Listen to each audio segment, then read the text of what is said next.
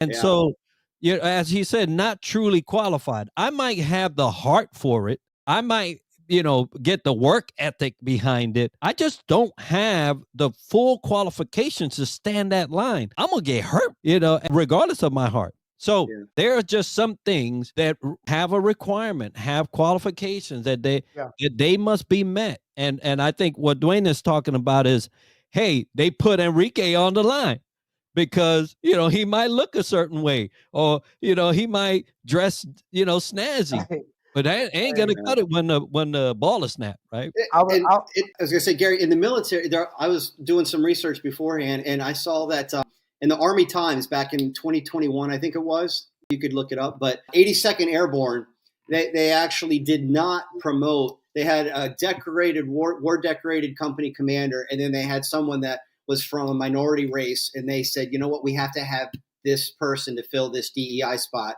And they've since then actually removed that person, and they've done away with that. But for a period of time, you had a war decorated company commander and then someone with no experience leading the 82nd Airborne. And I'm just thinking, and especially in the military, when lives are directly on the line, yeah. we're paid to win, not to play politics. Hey, one thing I want to say about that, because I'm with you, but I think that we as human, at least in this iteration of humans, right? Because I got my own little theories about humanity, right? But I think that we have covered so much ground in our society from 1940 to 2025, right? I mean, when I joined the military in 1997, there was no email, there was no internet, at least not to my knowledge. There might have been something in the world, but I never even had cable TV in my house yet at that point, right? Like I never had access to that privilege, right? If you will. So when I look at how far and how fast we've come technologically, humanity hasn't kept up, at least not in the United States of America, right? So we're still trying to unwind a bunch of things. And then, unfortunately, like I said earlier, I don't trust everybody always has the right intentions for things, right? And I feel like people will leverage certain agendas to take advantage of things on all different kinds of angles, right? And now that I tell my students all the time, every one of them got a cell phone.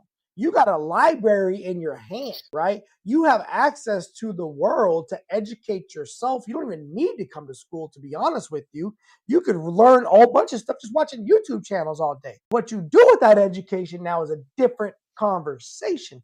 And our grandparents, our grandparents, they're not going to understand that conversation because they didn't have that. And oh, by the way, we're going even faster and faster and faster into the future. We're not going backwards. And so I agree with everything that you just said.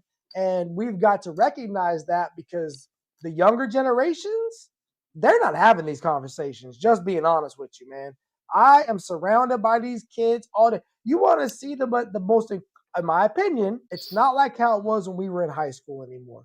When I was in high school, you had like the jocks and like the hair rocker dudes with like long hair and like the skateboard dudes. And you had like the dudes that were like Asian Pacific Islander. Like you had all these different cliques, if you would. Bro, you go walk around the cafeteria now, it is everybody is everywhere. And it's more about what anime do you like?